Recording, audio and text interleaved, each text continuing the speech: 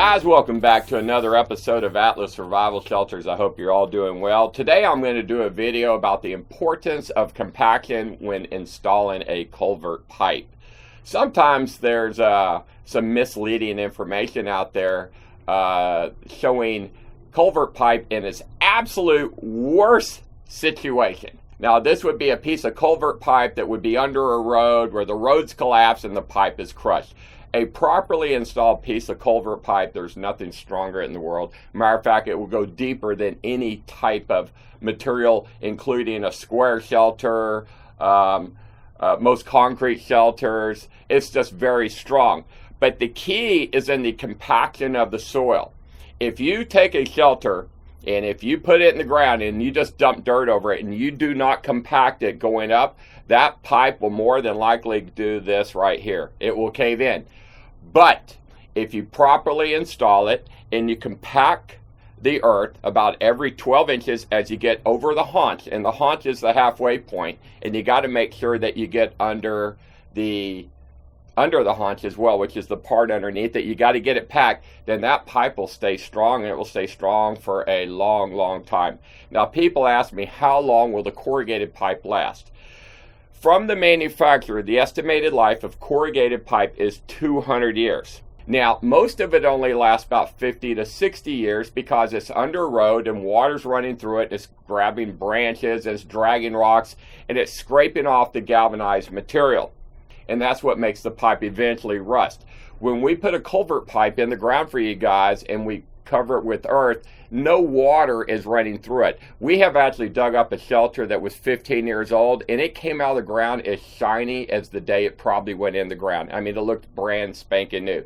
So the idea that they're going to cave in, rust, or any other horrible myths that somebody may make up about them is just absolutely a worst case scenario, and it's not relevant to the shelters. When we weld the ends on the shelters, it becomes a tight little tube and it has strength. I've actually seen shelters go in where they didn't even compact the earth and the pipe held up well, but the longer the pipe, the weaker it could get in the middle. So the compaction is very important. So in the video today, I found a video on YouTube, so I'm going to commit a little plagiarism here. I'm actually going to show you a video of two guys, and they're going to show proper compaction of earth around culvert pipe. So I hope you guys enjoy this video. It shows you the importance and how strong it is. Matter of fact, you could take your toilet paper roll, you could go out in your yard and dig out a little ditch, and if you put it in, if you pack the earth around it right, you could stand on top of that little toilet paper roll out of your bathroom and it wouldn't even deflect. So there is nothing stronger than the natural arch. So guys, I hope you enjoy this video. I'll see you at the end.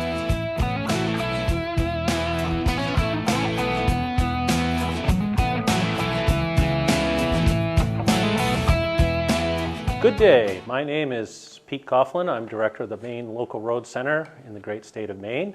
And my assistant here is Robert Stevens. I'm the technician for Maine Local Road Center. And Bobby and I have been working with the Local Road Center for, what, Bob, 30 years or something? Yeah, 25 years? yeah. I can't remember what. Since 87.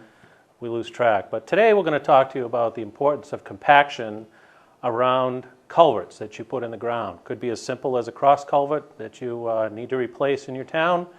And we've got a demonstration here we're going to show you, which is about the importance of compaction around the pipes.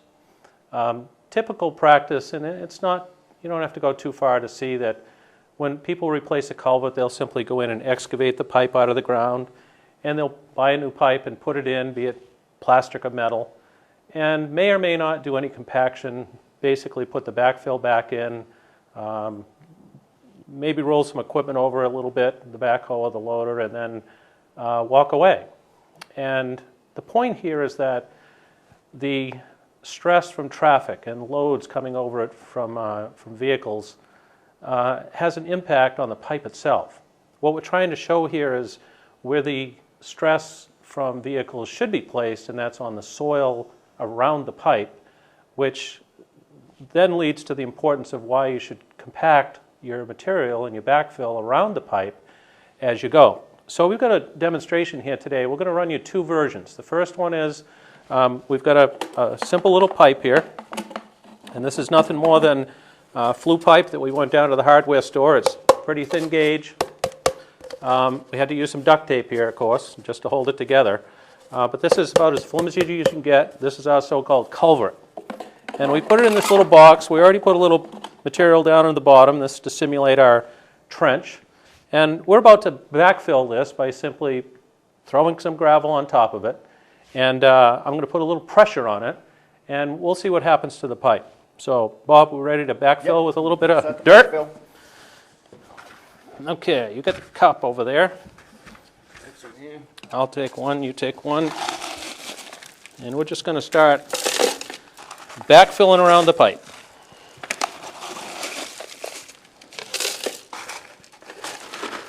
Now, typically we'd want to do it as evenly as we can on each side. So Bob, why don't you put yours in there, spread it out a little bit.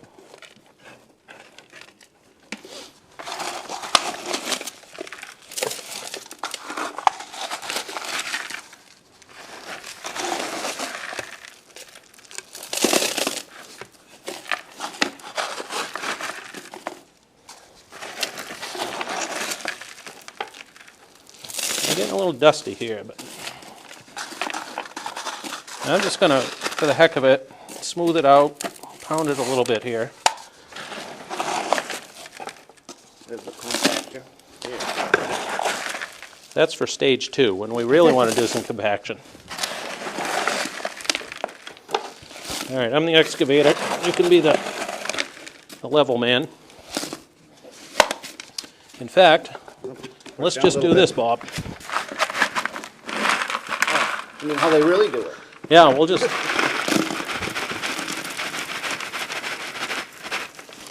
How's that? Well, let's put a little more in there just to... Yep, and then some on the top. We'll just dump it right in. Even that right up. Okay. So we've got the pipe in the ground. And we throw a little cold patch on maybe, just to patch the pipe up. But here's what happens when you put a little pressure on the pipe.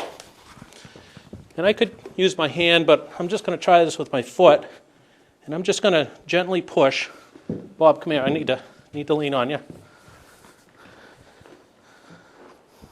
I don't want to break the glass. But here's the motion of traffic going over it. And you can see where the weight is going. Now if I push, I don't want to break the glass, but it is crushed. Yeah, it's crushed right in. I can't even tell from up here, but it doesn't take a whole lot to push that, and obviously it's a flimsy pipe. You can see. Wow, so I really did a number on that. Yep, you can see right there. And it's not that when you have your pipe out in the ground out there that it's going to look like this, but the point here is that if you don't compact, where is all the stress, in this case from my foot, going? So many PSI is going to the dirt and pretty much on the pipe. So we're relying basically on the structural integrity of the pipe, the thickness of the metal or the stiffness of the plastic or maybe concrete, which is obviously a lot stronger.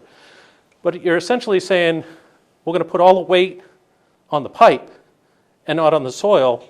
And with the pipe here, it's pretty flimsy. Obviously, we see what happens here. So now we're going to clean this out. And we're going to start over again with a different pipe. Same pipe.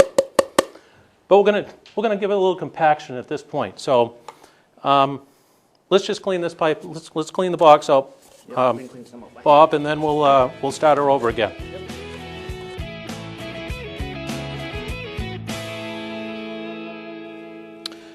So we're back, and we just cleaned the box out. And here's our pipe that we took out. You can see that it got flattened pretty good. I don't think we'll be able to use that one again, Bob. Nope. So we cleaned it out, cleaned our glass off a little bit, and now we're gonna compact things a little bit as we put stuff back in the box. So, Bob, if you want to start filling here, I'm going to hold the pipe kind of in place, and maybe if you could fill it up halfway around the pipe.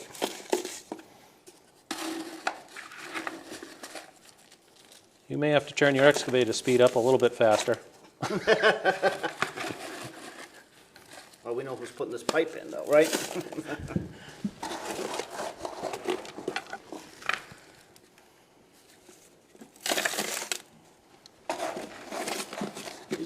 hand. Yep. Yeah, you're gonna make noises as we go here too. It's pretty bony material here. A little more, or, Yep, a little bit more, and I'll like I said, it's pretty bony. I'll pound some sand, so to speak.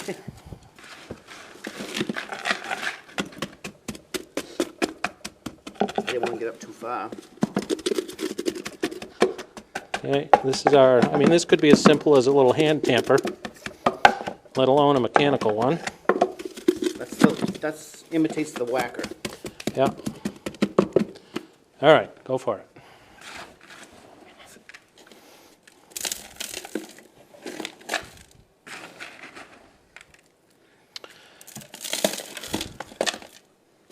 So while Bob's filling here, one could say, well, you know, we don't have a whacker available, or you know, we don't have the money to rent a mechanical one. Well, you can see here shortly what the impact of that's going to be. I mean, you could pretty much fabricate a hand whacker, just a metal plate, that would do the job for you. And of course, in the future, if you did a lot of these things, it might be good to at least rent a mechanical whacker once in a while. Take some more on your side. Yeah.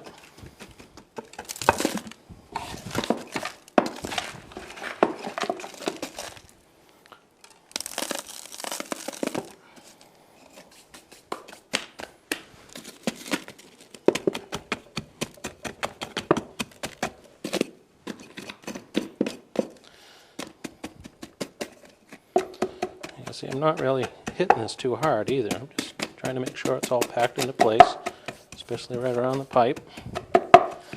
And when you do this, if you're doing this in the field, I mean, obviously the hardest place to get at is down on the haunches, down here underneath, because when you just backfill pipe without doing this, you end up maybe with some space under here, and that's where all your pressure is for your pipe. It's really exerted right here, and if you don't pack anything there, then there's no ability for the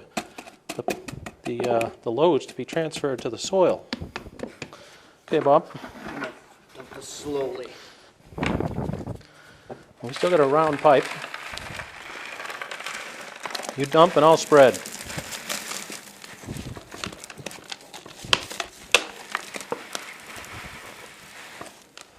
Okay, let me.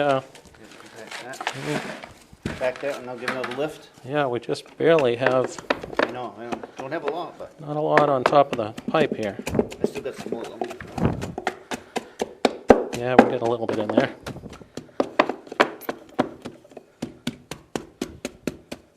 And I'll come down this side and this side. All right. I'll put more on. Sure, Dutch.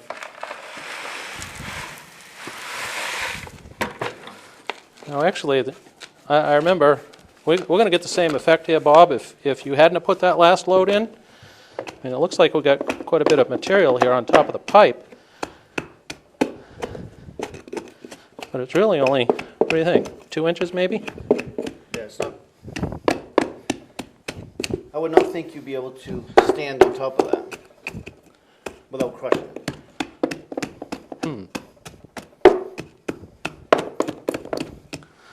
We could do this like a Mythbusters theme. All right. What do you think, Bob? Done whacking? I'm done pounding sand.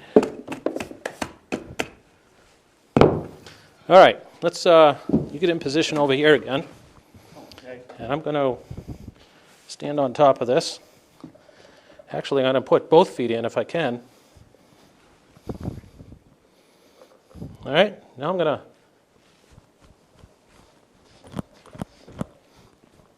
what are we seeing down there? Any movement?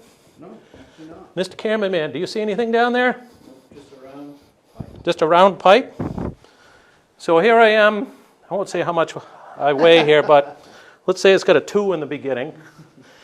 And you can see that there's a lot of pressure put on that with 2 inches of material on top, and nothing's moving. So what's that tell us, Bob? Compaction. Where's all my so-called PSI, my pounds per square inch? Where is it going? It's going around the material that's going around the pipe. It's going around the pipe. On to this material there.